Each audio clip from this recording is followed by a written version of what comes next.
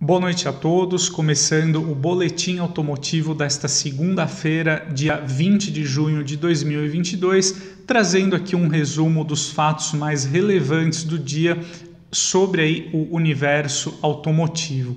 Eu gostaria de iniciar então com uma efeméride aí muito relevante, no caso os 40 anos da gama Corsa, né? Esse projeto aí que tem origem, foi desenvolvido pela alemã Opel, até então uma empresa que era integrante do grupo GM e foi aproveitado aqui no Brasil pela Chevrolet.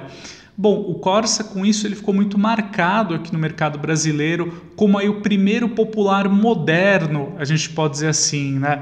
Na época de 1990 nós já contávamos com outros veículos 1.0 por conta aí do incentivo tributário, mas coube aí ao Chevrolet Corsa na época trazer para a categoria uma concepção muito mais moderna, mais sofisticada, né? Então o Corsa foi lançado aqui em 1994, mas na sua linha global, né, na sua história aí global, ele já estava na sua segunda geração, que foi lançado um ano antes lá na Europa, então em 1993, né?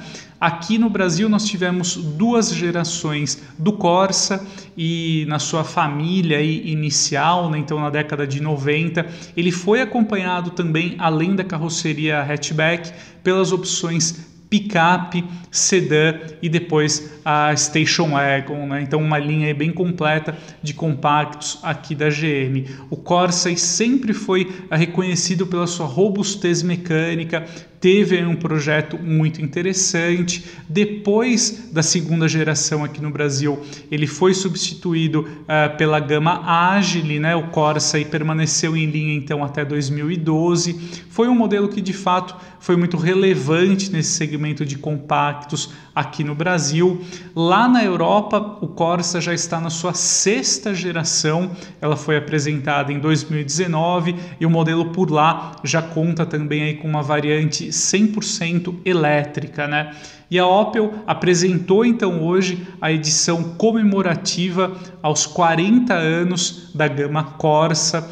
É interessante que essa edição especial ela terá aí uma tiragem limitada a 1.982 unidades, que é uma referência aí da estreia então da primeira geração, que era chamada de Corsa A no mercado alemão. Então, modelo bem interessante, marcou aí sim fez uma história muito relevante aqui no mercado brasileiro e com certeza deixou aí saudades para muita gente, sobretudo por conta das credenciais aí bem importantes, significativas que ele entregava à época, né? Então fica aí a nossa menção aos 40 anos do Chevrolet Corsa e a sua edição comemorativa lá na Europa.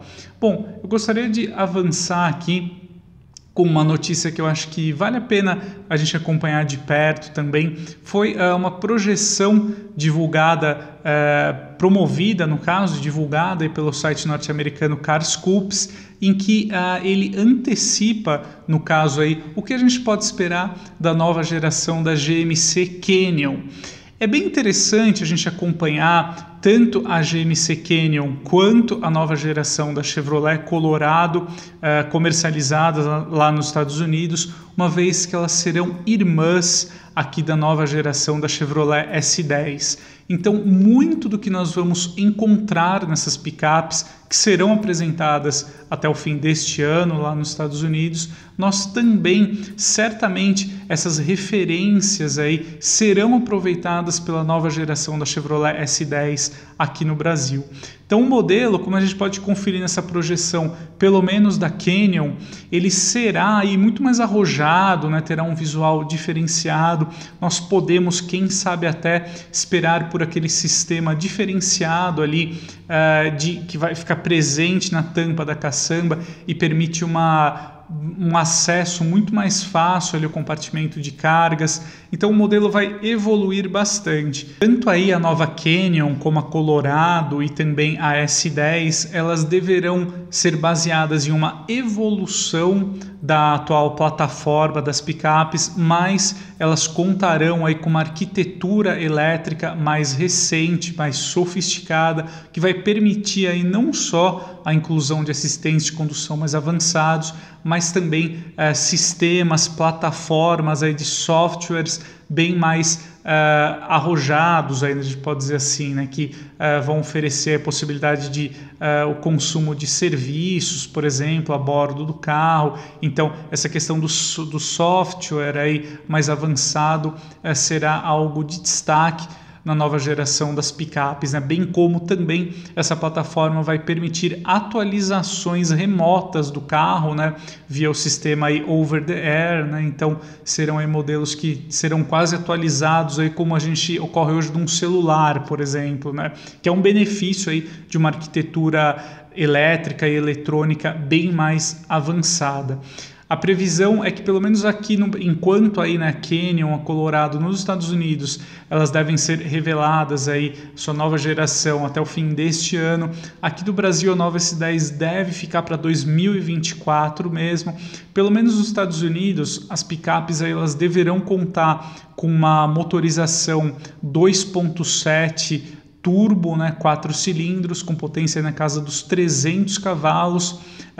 Mas é certo, pelo menos aqui no Brasil, o S10 deve preservar e também alguma opção diesel, né? Afinal, no segmento de picapes médias, essa é a motorização mais consumida, aí mais buscada pelos clientes desse segmento, né? Então vale a pena a gente acompanhar de perto. O S10 é um modelo muito relevante dentro do segmento de picapes médias, então tudo que envolve o modelo vale a pena a nossa atenção.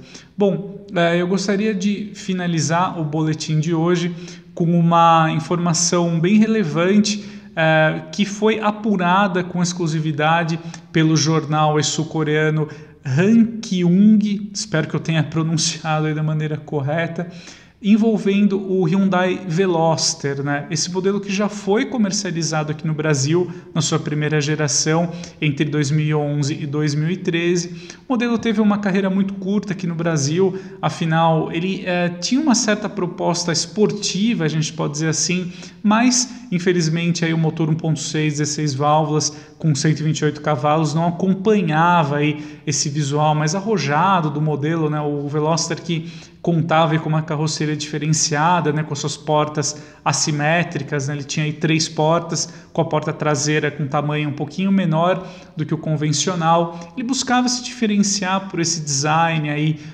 mais singular, porém não caiu aí tanto no gosto, né, dos consumidores aqui no Brasil e também em alguns mercados.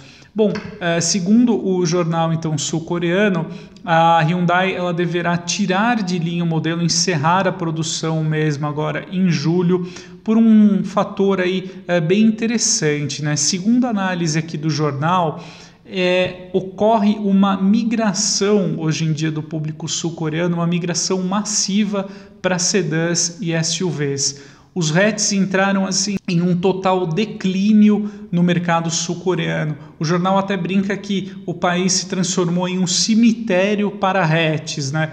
A Hyundai, além agora do Veloster, ela já havia retirado de linha o i30, isso em 2020 já lá na Coreia do Sul, e também o Ioniq, que era um hatchback, né? Então, segundo aí as análises do jornal, ocorre que a percepção junto ao público sul-coreano é que esses hatchbacks eles não entregam a mesma experiência ao volante de um sedã. Então, um sedã tem uma dinâmica mais envolvente e eles também não são tão versáteis em relação aos SUVs, né? Um bom exemplo citado pelo jornal é que quando a Hyundai colocou no mercado sul-coreano o Avante N, que na verdade é o Hyundai Elantra, né, como ele é conhecido por lá, então no seu catálogo mais esportivo N, a procura pelo Veloster desabou e todo mundo aí começou a comprar muito mais o sedã do que o hatch, né?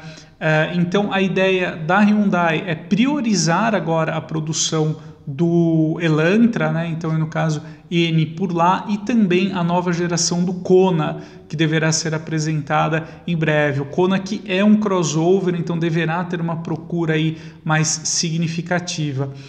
Então é interessante a gente acompanhar essa movimentação da Hyundai lá no seu país sede, né? Porque essa predileção dos sul-coreanos aí por sedãs e SUVs é um fenômeno que também é observado em diversos mercados ao redor do mundo, né? Então muitos consumidores pensam também, tem essa mesma orientação na hora da compra que a gente nota lá no mercado sul-coreano, né? Muita gente, praticamente aqui no Brasil, o segmento de hatches médios, por exemplo, acabou. O Chevrolet Cruze segue aí praticamente como a única opção, a única alternativa para quem ainda gosta de veículos do segmento, mas praticamente hoje o público, os SUVs compactos, médios, enfim, eles dominam aí a preferência do público, então todas as marcas já estão se adaptando para isso, né? Interessante pontuar que os sedãs ainda permanecem relevantes então na procura do público, né? Por conta aí da sua proposta de fato bem singular. Nós temos aquela carroceria mais clássica, com bom porta-malas, é um carro interessante ainda para o uso familiar e que de fato oferece um comportamento, respostas ao volante bem mais interessantes do que nós encontramos em alguns SUVs, né, que tem aí a posição de dirigir mais elevada, são carros mais altos, então às vezes tem a dinâmica um pouco comprometida por conta desses dois pontos. Então é isso aí, pessoal. Esse foi o boletim desta segunda-feira. Espero que tenha ajudado você a se manter informado sobre o universo automotivo e a gente se encontra em breve. Um grande abraço e até lá!